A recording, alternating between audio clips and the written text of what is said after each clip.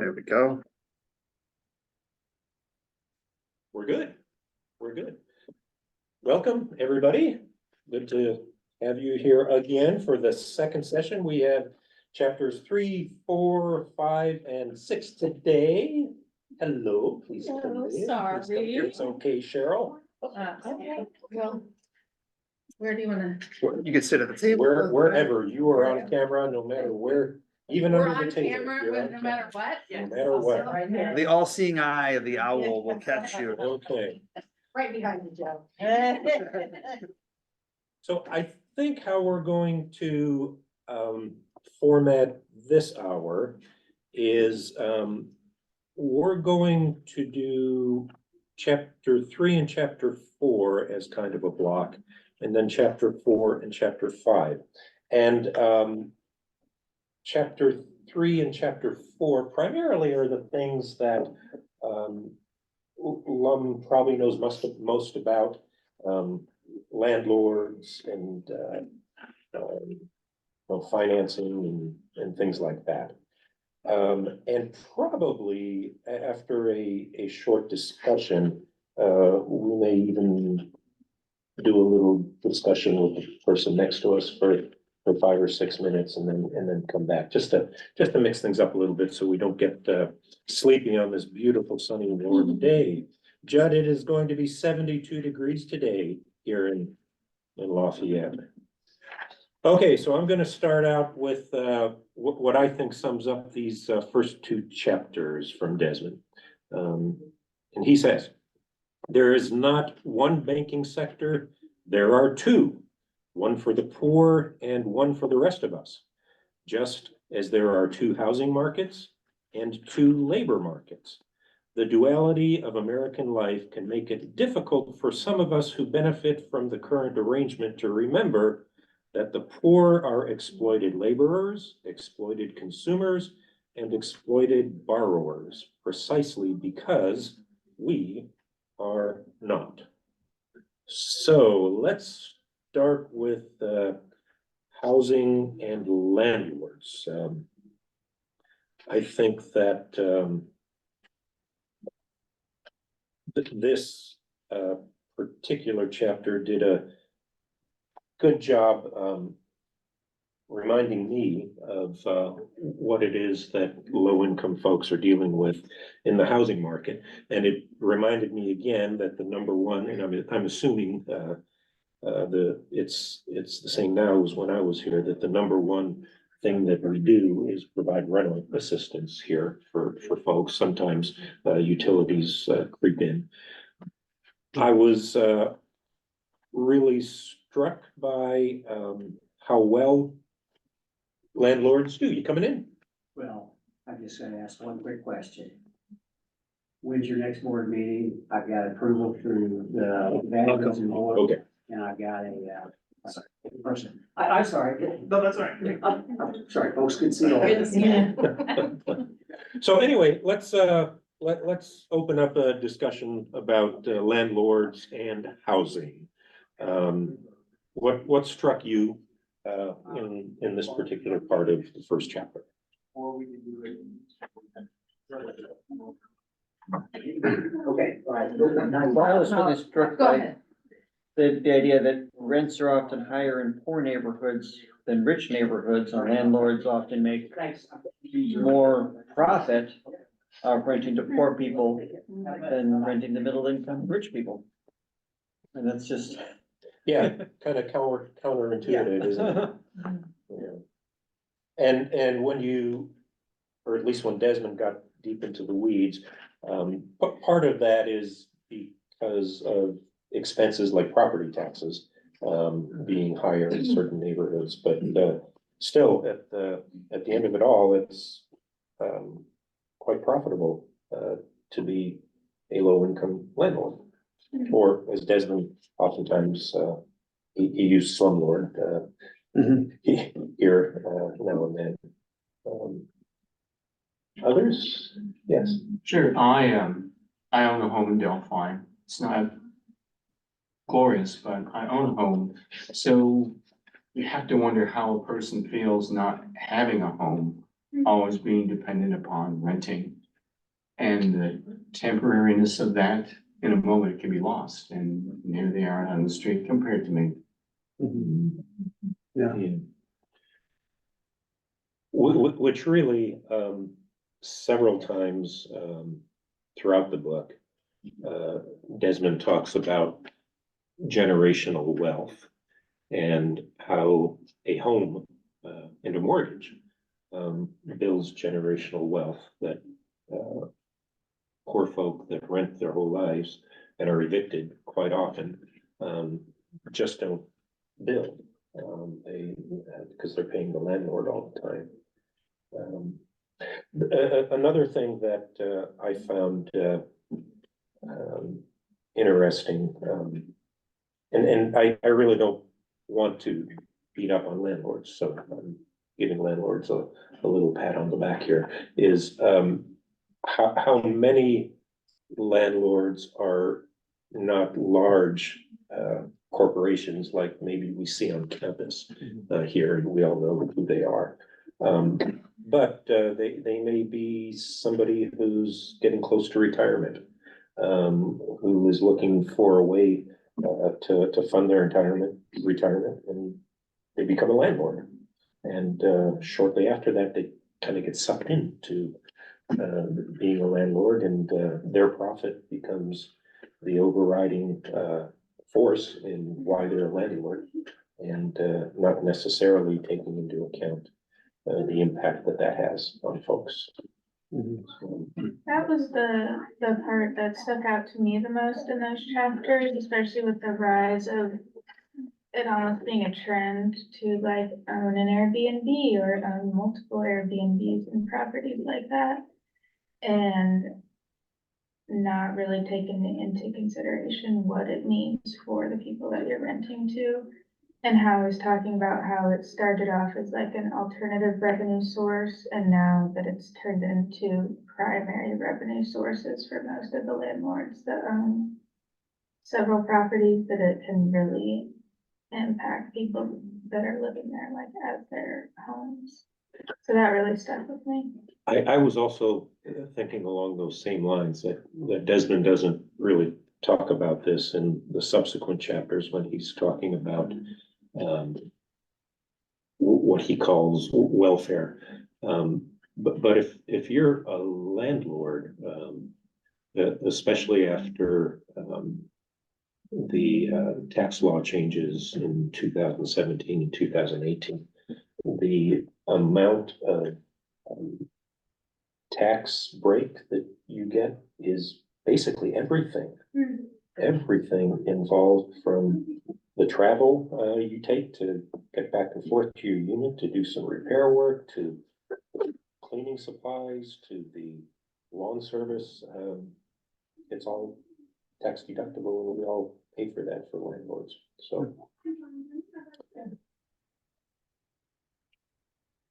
So I have I was part of a team that helped a family from Ukraine resettle in our community. And when we set out to find them housing, I mean, we just kind of chatted among our team, like, oh, we need to find, we called it a friendly landlord. And we, we're lucky enough to do so through a personal connection. And when we were getting ready to have them sign the lease, I had a conversation with the landlord and said, this is, I mean, the rent that they're paying is much lower than, I wouldn't say much lower than market, but it is definitely on the low end of the market for a very nice home. And they said, yeah, we kind of asked around in the school district and found the lowest rent place we could find in the school district that we felt was sufficient for a family to live in. And then we decided to charge $100 less than that a month. And so obviously that was really stuck with me. Just what a wonderful blessing for our friends. But, what does it mean to be a Christian landlord?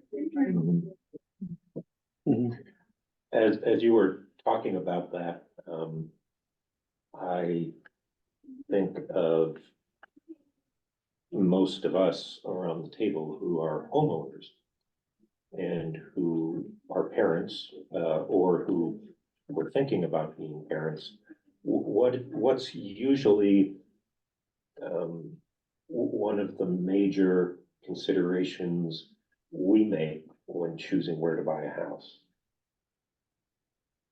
Location. School district. Yeah. And so I was kind of half hoping you would go there. But if you're going to find the least expensive, rental in this community, the chances are that you're going to end up in a school, where the free lunch, ratio is 100%. Is 100%. And you could make that same argument for, places to shop, places to access public transportation, and a whole host of other things. Safety, definitely. There was a study done last year, maybe it's an annual study that showed that Tippecanoe County is the absolute worst place to try to rent in the state of Indiana for extremely low income people. So of the entire state, Tippecanoe County is the most difficult for those who have no financial means. So yeah, it gets blamed on Purdue, but I think there's a lot of other factors besides that. So it's definitely very relevant to where we live, the whole housing thing. So as is usually the case with us, we have to keep moving things along. Let's talk about labor, a lot, and working in unions and, all that stuff. What do you think, after reading this? Yes. Well, one benchmark, so to speak, is that video that was shown at the end of a month about the companies in Indianapolis who researched a living wage. And what was it, $18 an hour plus healthcare? And you think of that as, like I said, a benchmark. If you will. In particular, I thought, Desmond did a remarkable job, and I'm not saying that there aren't other viewpoints, but he did a remarkable job of talking about organized labor and the importance of the benefits of organized labor and being organized. And how in the US, and again, our community is really not that different from the rest of the country in a lot of ways.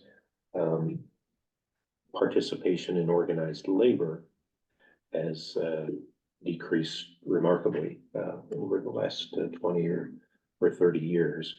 And the impact that has had on a lot of things. I'm gonna misquote here the fact that there's a line in there where he said our grandparents had careers, we had jobs, people now have tasks. And I remember watching that happen in real time here in our community with Wabash National, where it used to be somebody who was on the assembly working on tractor trailers would get hired and they'd have benefits and all that. And now you don't get hired, it's more contract work.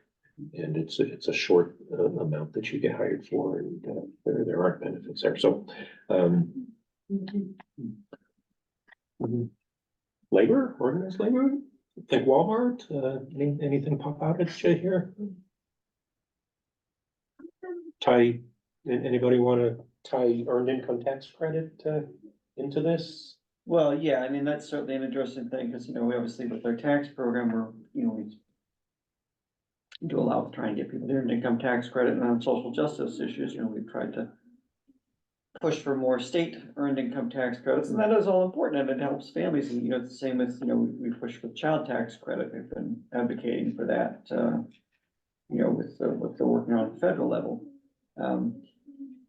But it was really interesting to look at, his analysis of that too, that, in some ways we're almost, by pushing for these things, we are almost abdicating or whatever, the responsibility of the companies to pay more Mhm. and provide better benefits. If they can just say, oh, wow, how all our employees get the earned income tax credit they're supposed to have.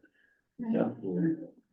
I, and again, I love Walmart, I'm not picking on Walmart here, I'm just gonna use the euphemism, big box stores. I remember, in the State House, we were pushing a bill, to reduce credit card fees that, retailers and especially big box stores were, uh,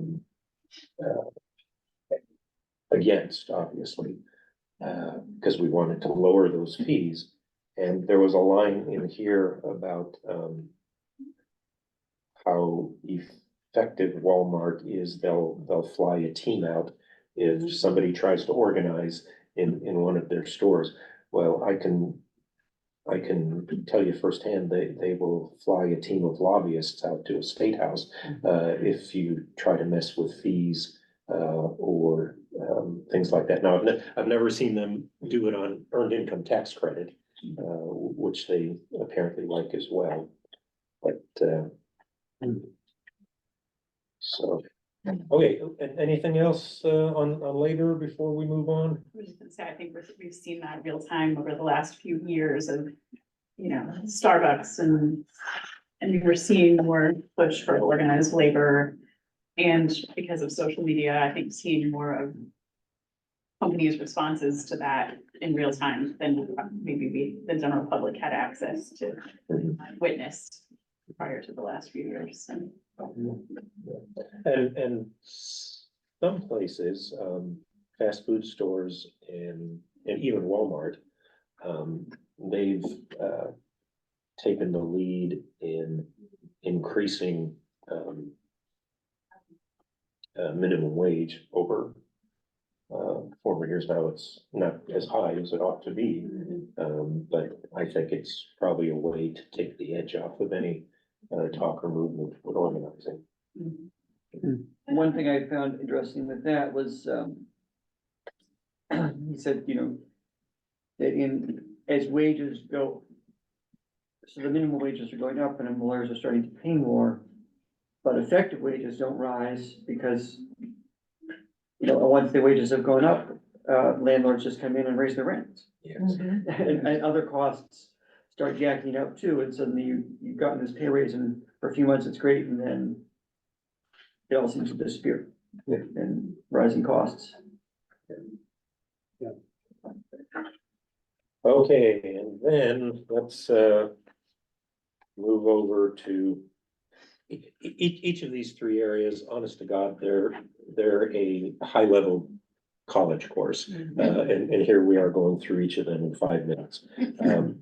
But let's talk about financial institutions. And a couple terms that stuck out to me as I was reading these sections. Banking while black was one. Payday loans, he got into the payday loan industry to a level that I guess I had never considered before. Thoughts on? I was thinking about our discussion last time around disability income and how little of the disability income money ends up in the hands of the people who have actually earned it. I felt that same way reading that payday loan section, and just the percentage of income that is not ever making it into the hands of the worker because they have to go through all these gyrations just to get access to their own money. Were you struck at how intentionally sneaky they are with how they do it? Like they stay open 24 hours a day so that they're there when banks aren't open, and like all you need is your driver's license and a bank account so that they can draw out of your bank account if you're late on a payment, and then you get labeled, you get stuck with bank fees. On top of that, it was very insidious. Yeah. I found myself just thinking about having our payday on Friday. You know, what does that mean for access for people that, you know, like you can't get to the bank that day, now suddenly it's Monday and you've had 3 days and did you need access to that, you know? Yeah. So back a million years ago, I had a career. The Jurassic period, I Yeah, think. the Jurassic. Yeah. Dinosaurs. And I worked a lot with, I worked for the Securities Exchange Commission. We were doing financial literacy and we worked with the banking regulators, okay? And we got deeply into the unbanked and the payday loan issues. And they are far more deep and embedded than you can possibly imagine. I mean, he does a good job of sort of summarizing the top layer. But we were trying to get groups together to talk about the importance of having a bank account because the unbanked, there's a lot of bad stuff that comes from being unbanked, okay? That was the banking regulators, not us.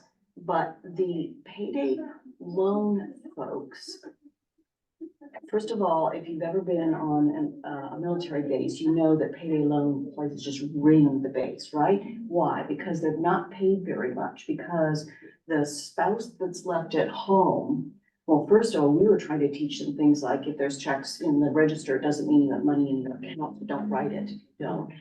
So that's sort of the level of financial literacy that they're beginning with. The spouse left at home has got a mortgage perhaps, or rental, or a car payment, or, oh my gosh, the dishwasher broke, and they've got to pay for it. And they don't have enough money, period, full stop. So what do? Well, the banks are not gonna help them, full stop, again, right? And so if they take out a payday loan and they pay it back, that's the key,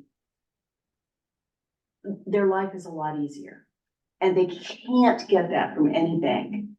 So there, as a long way of saying, there may be a role for these organizations, but what they are banking on, so to speak, is that most people don't pay it back. They just roll into this cycle of, oh, I need more, I need.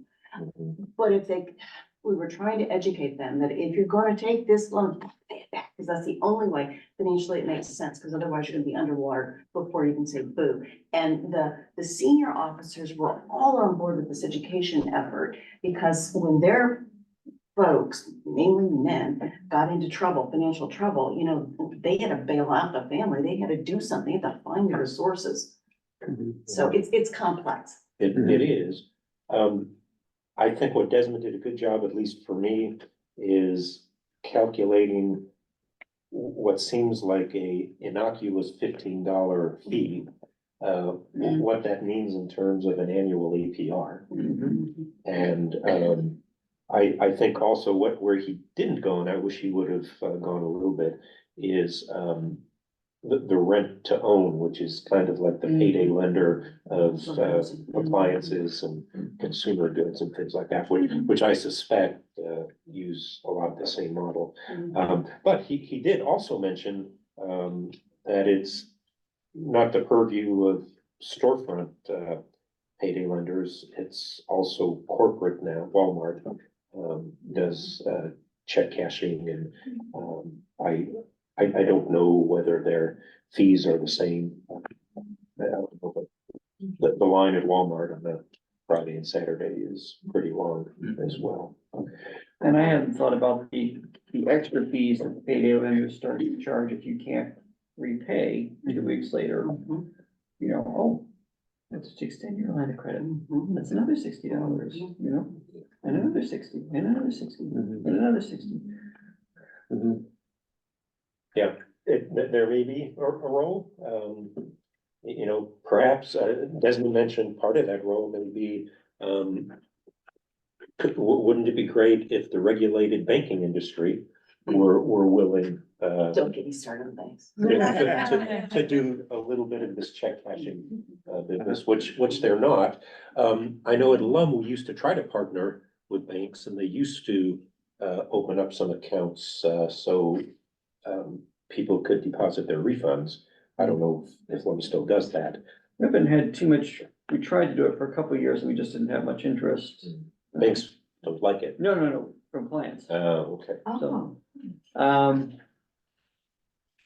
we did that study recently where we found that, like, for our financial assistance, like 40 or 50% of them were unbanked. And we were trying to figure out why, and wow, look, here's part of the explanation, I mean, overdraft fees leading to overdraft fees, leading to more overdraft fees, charged multiple times a day sometimes before you even know you've overdrafted anything. And all that's legal. Yeah. You say highly regulated. Okay, let's do something fun right now. Not that this hasn't been fun, or isn't fun, but let's. Can I say one thing, Joe, before you go there? Please do. Huh? Yes, please. Oh, okay. I think the banking issue, who said it? It's very complex. I agree after reading that chapter. And even before, I find it even in my personal life, it's rather complex. But I'm just wondering, an organization like LUM that stands between, the institutions in the community and the poor, whether we aren't uniquely positioned to do not just anecdotal studies, but a full-blown study, getting some students or graduate students from the Krannert School of Business to look into banking. How's it done in Tippecanoe County? What's the data? What's the facts? Great. Perfect segue into where we're going now. So I was wondering if you could just, don't get up, don't move, just stay where you're at, but have a discussion with the person or two people next to you. Based on what we've discussed, based on what you've read, think about what a place like LUM can do. What can, think programmatically.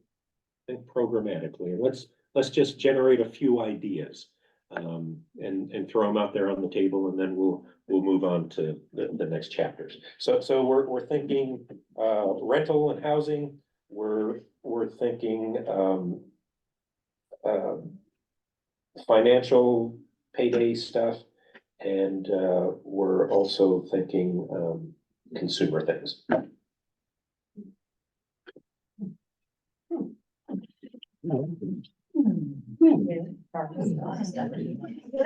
Just brainstorm. It doesn't have to be.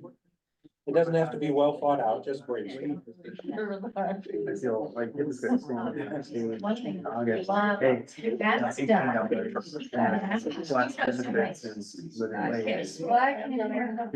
So I'm saying, you started, was, houses, we had 3 or 4 houses that, rented, and it was the title. It was Section 8 houses.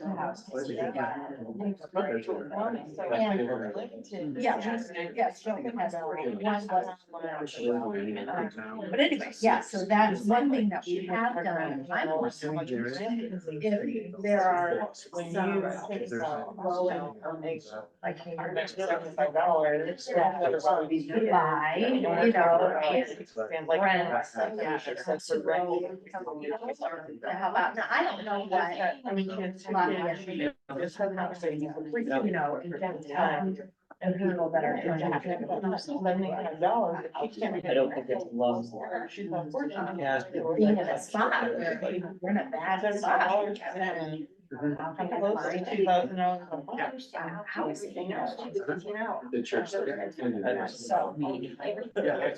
I don't either, but I mean, it's.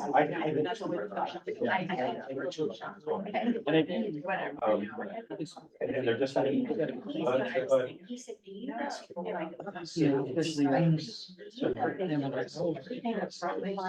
been raised.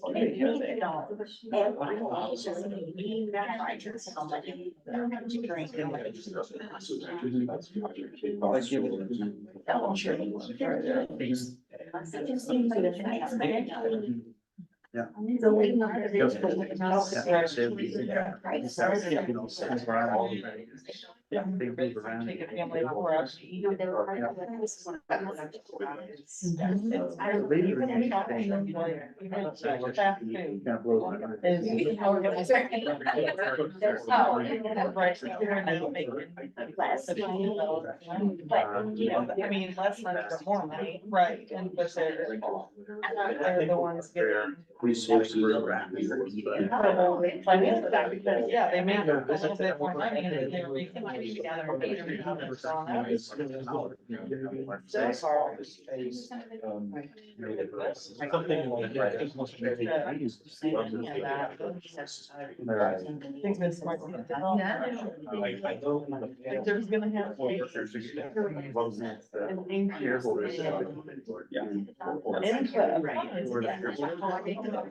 Right. So how long has? Oh, right.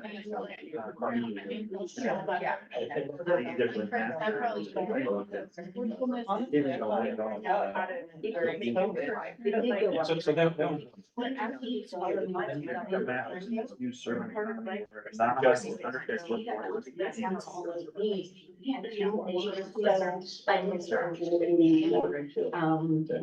Why don't you? They generously grant, you know, so the people who receive. I mean, I would, just like with.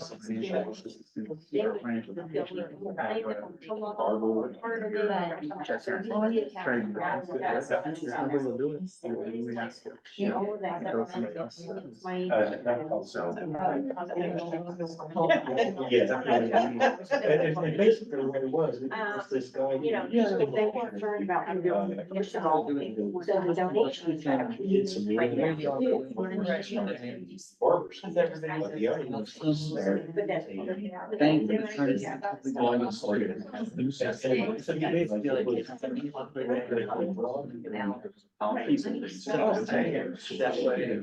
Judd actually shared a video with me And they run about this community. it's called the Barber. Yeah. Yeah. I can share, it's definitely worth it. I mean, this might not be the exact thing, but at the same time. Yes. Yeah, and you just, yeah. So maybe. More people, it's like their business, you know, do their own things. I mean, yeah, that would be another. Yeah, he talks about it. Because he. I agree. So the barber. I think a bank is. I was thinking. Thanks. Yeah. Imagine somebody.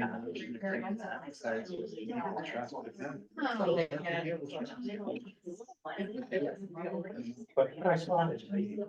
Oh, so I can see it somewhere, yes, I can Google it. As soon as we get word, say, Hey, Judd, Yeah. any Yeah, thoughts? Any thoughts from you? oh, Tell you what, Judge, hold your thoughts, okay, because I know you have them. And we're gonna come back as a group and share, and you could share them if that's okay. Okay, is that okay? I'm on hold. Okay, very good. Okay, so, our little brainstorming session, what, anybody have anything to share or offer? What might LUM do? We talked about having a landlord registry, so to speak, where landlords like the one that you mentioned would say, I'll be on that, and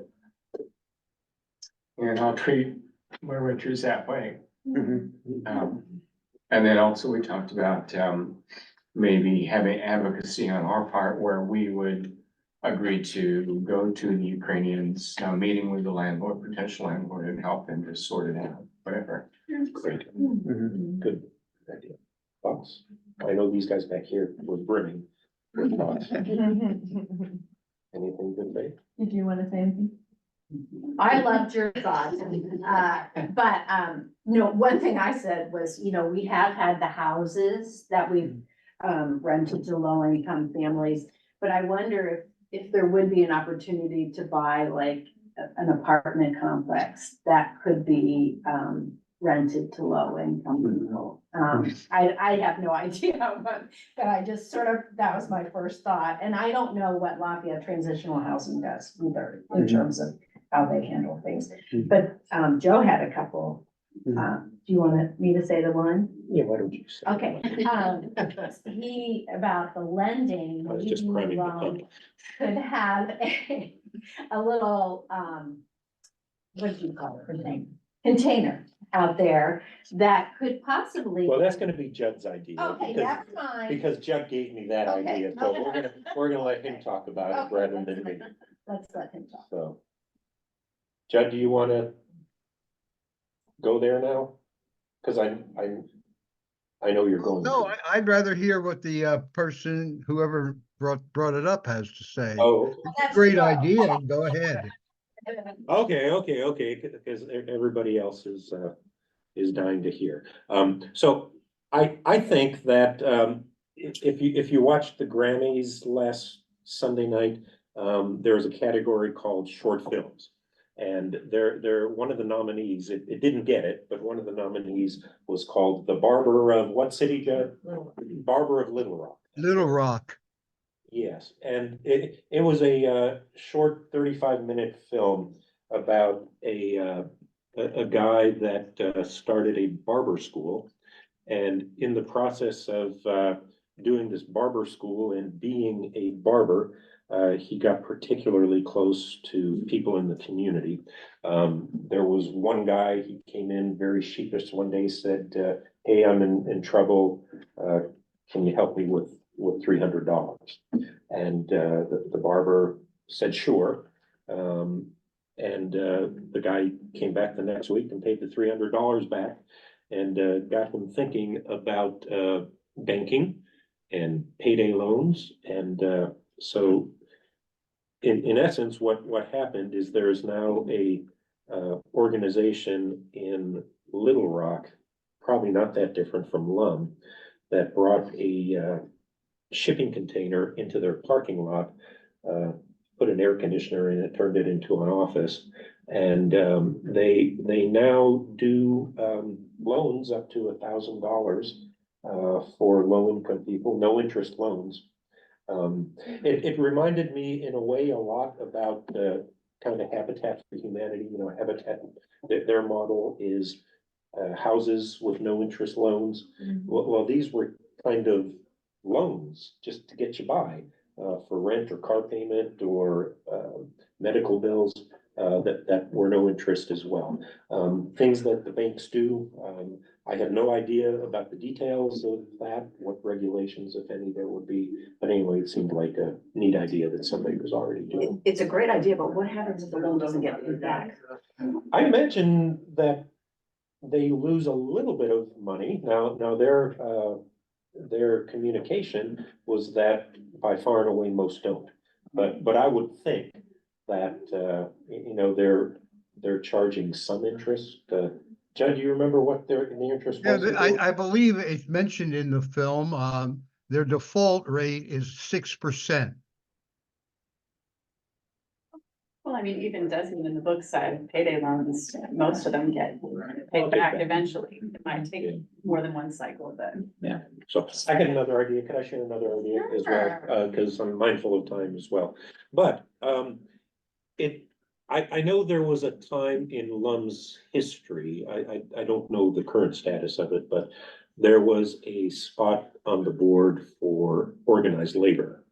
And Don Schreiber and Eric Teal sat on the board and that was nice, and it was a nice thing, but it always seemed to me as if the fit wasn't quite right, because basically organized labor in Greater Lafayette are trade unions. They're carpenters, electricians, plumbers, and it seems to me like the better fit would have been retail clerks or maybe even laborers. And so I wonder if there are ways that Lum could show whose side it's on. by entering into relationship with, a retail clerks, union, which I don't think we have one here. You know, and it might start, with something simple by just having a get to know you meeting, or maybe a speaker or two. So just a kind of low impact thought.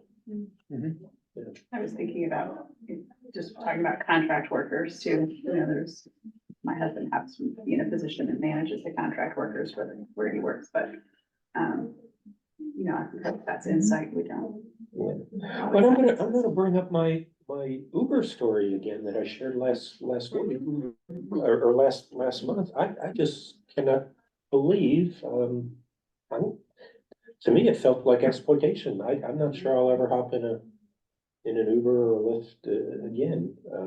Tip well and in cash. Well, exactly, yes, yes. Mhm. So it seems like those folks, you know, need some friendship as well. Judd? You wanna talk now? If I could have a couple of minutes, I have 3 points. Please. The first, my mind always thinks in categories. And one of the categories I've mentioned is doing relevant research, but top notch with a report, you know, with actionable, you know, points, for the board or others to discuss. So, you know, research, I mean, just the question that he deals with in these 3 or 4 chapters we've read, why is there poverty? It's appalling, but why? Why is it there? What keeps it there? And that leads to the second point I want to make is I think LUM it's always been positioned to educate church people and the community. We have the vehicles in place to do that. We could expand them, you know? So, you know, that question, why are people poor? So that would be a great series of educational events. And then thirdly, I think that I love that idea of a landlord registry. You know, it brings in a viewpoint and also shares of value with landlords. And isn't that what the church is really about? Bringing in people and helping people wrestle with value questions? Yeah. So I think we're also positioned to do that. And then one final thing, Joe, I thought you were going to mention having a cash machine in the lobby of LUM. Interest-free, An fee-free. interest-free cash machine in the lobby of LUM, which could lead to education of low-income people. You know? I mentioned that to Judd because they have one at Ivy Tech. Oh. There is such a thing. Oh, and finally, that discussion about, you know, organized labor on the board, great idea, but maybe a precursor to that is a community council that helps LUM not be in its own bubble. We talk a lot about bubbles these days in politics. And, you know, let's face it, we're probably in a bubble. And we could kind of reach out and puncture that bubble and get some fresh insights. Enough. Thank you, Judd. We're gonna move on now to the next 2 chapters, but Judd, I want to link, as I was reading through these chapters in the back of the mind, I was thinking, how do we respond as individuals or as an organization to things like tax code and fascinating information about the tax code in these next chapters. And I couldn't come up with anything other than education and sharing information and maybe just a weekly snippet. Did you know that, you know, the amount that the poor and, the non-poor, pay in taxes are in the mid-20s. You know, it's kind of equal. So anyway, let's talk, about, how we rely on welfare. And yeah, let's talk about that for 5 minutes. He talked about COVID aid. He talked about welfare that, low-income people receive, and he talked about welfare that rich people receive. What jumped out to you in that chapter 5? One thing was that, there was no political side on it, everybody does it. Republican, Democrat, what have you, and he listed some different ones throughout the centuries too. Especially with the mortgage deduction. There's all the deductions, you know, all that is coming from the government, I mean, that they could have had. And then the welfare is, the government has to give the people in poverty money to help them, but they're getting welfare too, they're getting the deductions. I mean, not they, we get the deductions. So it sort of keeps it, we need to restructure the tax code. We can't do that here, but. I loved how he talked about COVID, and it was so classically American, wasn't it? How we gave benefits to everybody.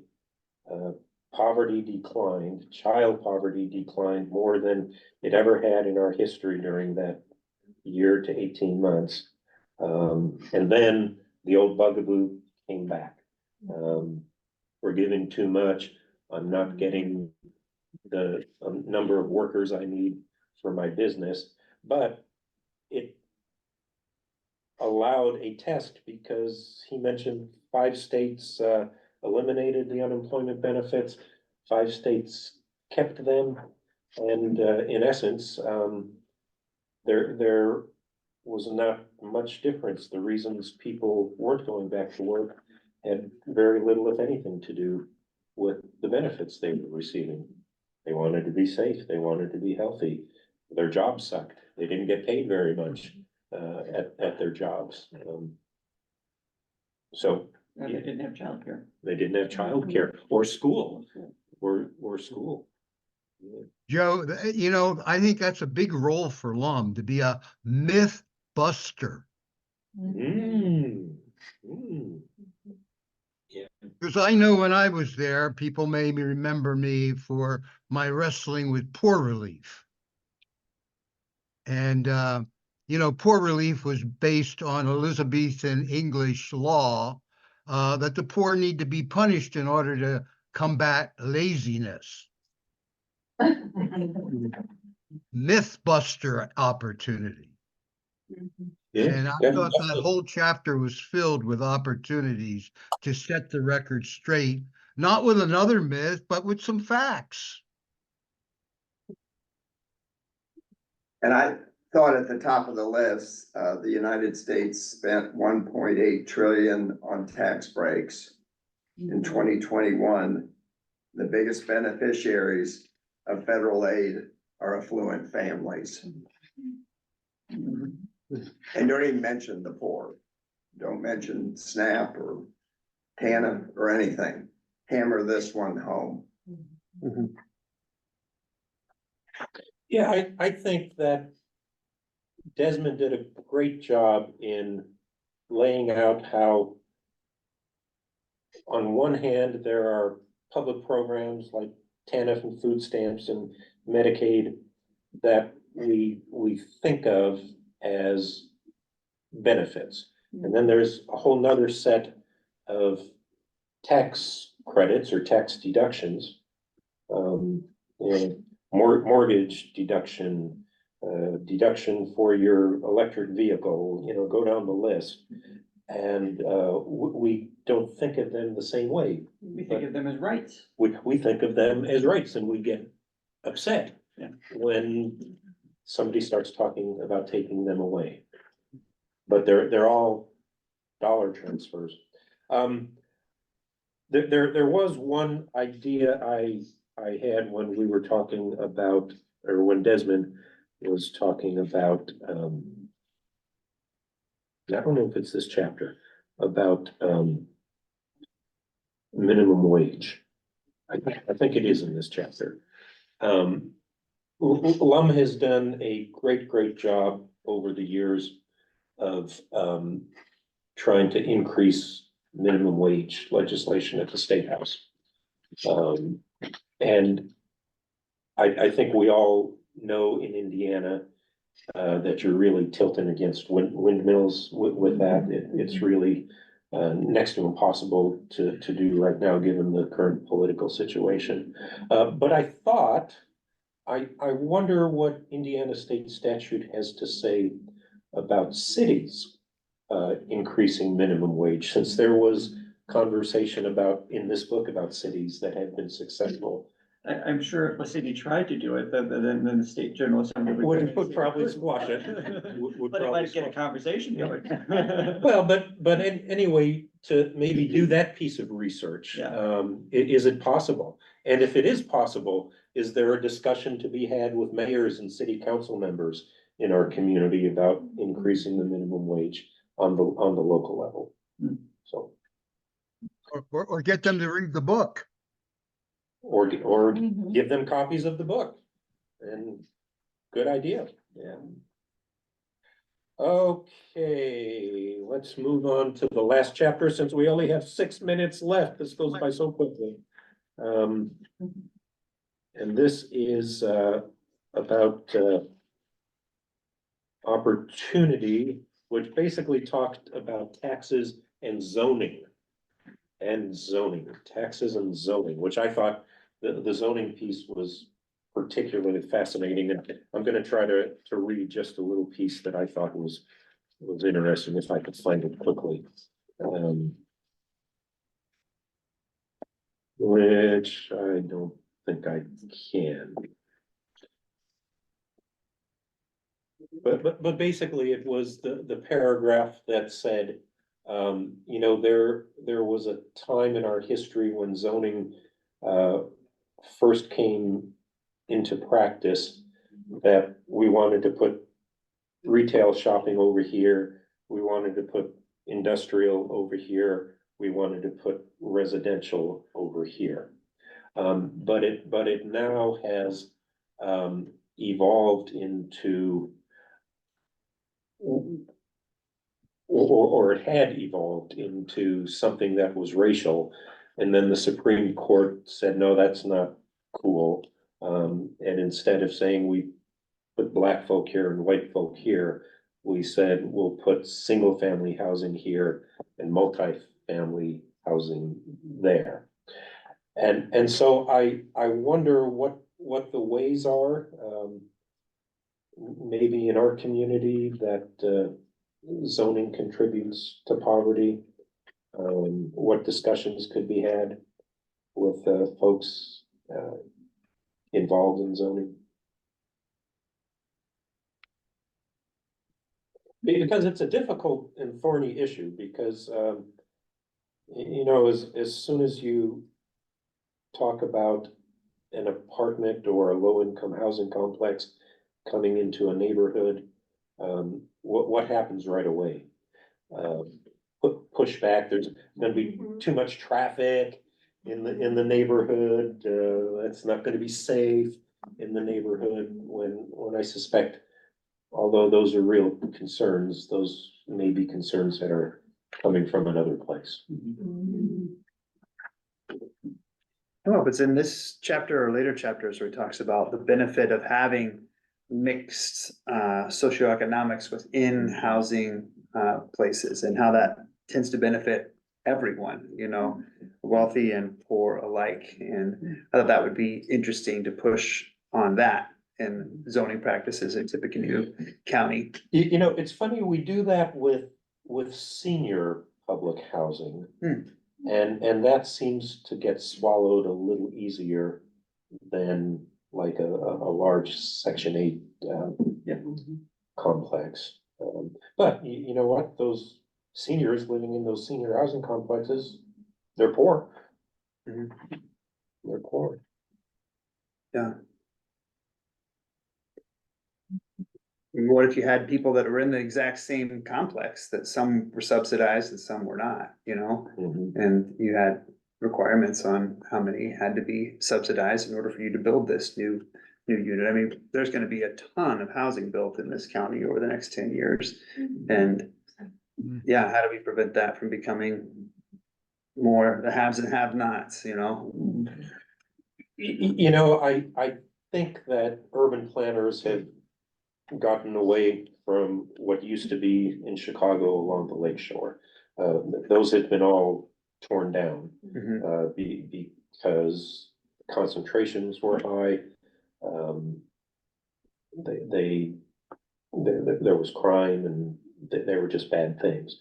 And I think the thinking now is, less, intense, more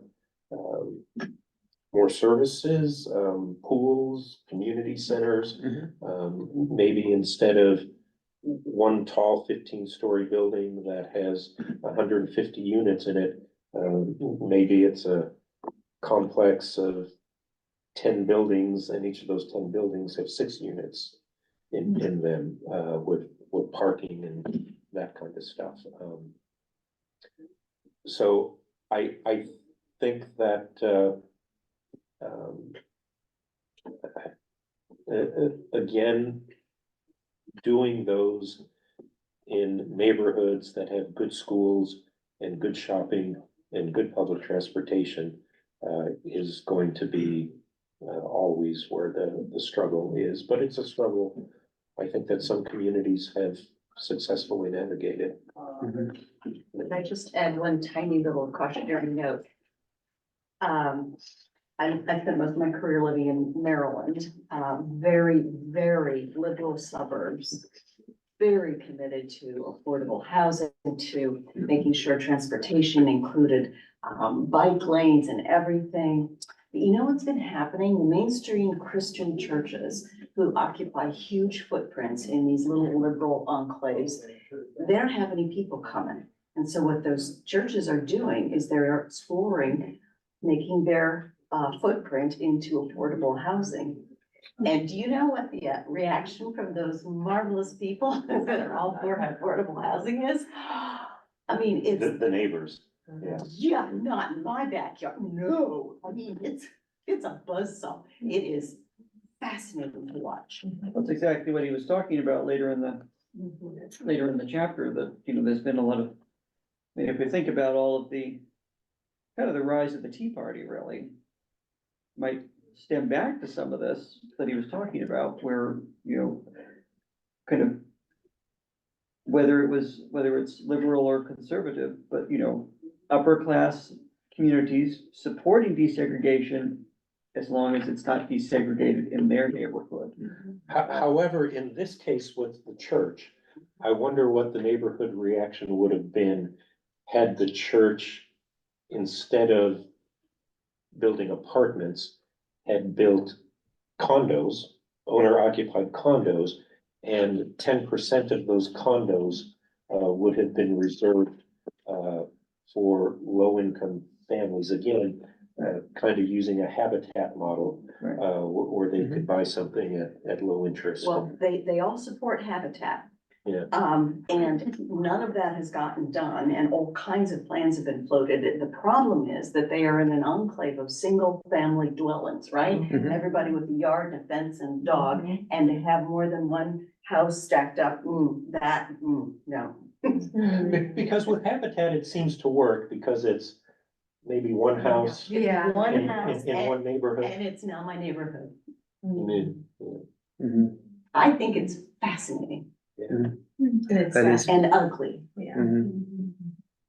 And I like that last word, ugly, because I think one thing we haven't mentioned too much here is that undergirding a lot of these perceptions and myths is latent racism. You know, I go to an integrated church now, and we talk a lot about this. You know, because our black and brown brothers and sisters have a lot to teach us. Yeah. excellent. Thank you, Judd. So on that, we have reached our time. Yes, I have. one more I thought. always seem to speak at the end. That's okay, that's the best time to do it.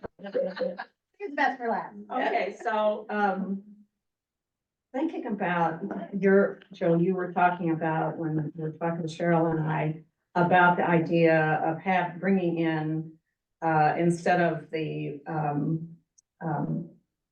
skilled workers, if you had some of them be part of the board here at Lum at one time evidently. And you were talking about bringing in the, a clerical and maybe people that do food service and that sort of thing. But Hospital. yeah. And I'd like to tip that upside down and say, why don't we have poor people on the board? You know, who are their leaders? We can learn a ton from them about how things work within their culture. They're the ones that can tell us how this is gonna, have a better idea of how things are going to evolve, I think. Like having people from the community of poverty be part of the board of the church, they could have said, hey, guess what, we're gonna have to deal with. And then the church has to come up with a solution to that. So I think that having those voices heard would be really wonderful. I think that's often a struggle in practice. I've been on other boards that have tried to do that. What? And the practical problem is that, low income people might have different working hours, don't have childcare, single parents, all kinds of other reasons why you can't make it to board meetings, or you just come home exhausted every day. Well, from work. I would So- think, just like with, race, if we were thinking of race, of bringing in people of different, races to the board, they're gonna be cautious. Yeah. We're going into the den of the lion, and, are we gonna be treated well, are we just here to set, so that you can say you have us in on your board? I mean, you have to take those kind of criticisms and understand that they are gonna be coming. To tell you what, for those of us who want to stay and talk, we can stay and talk, and I'll be happy to stick around. For the rest of us, April 10th is our final meeting, and chapter 7, 8, and 9, which are very meaty chapters again, and then the epilogue as well, which kind of sums things up. So thank you very much for another good discussion, and we shall see you next month. Good, take care. Thanks, Chad. Bye. Bye.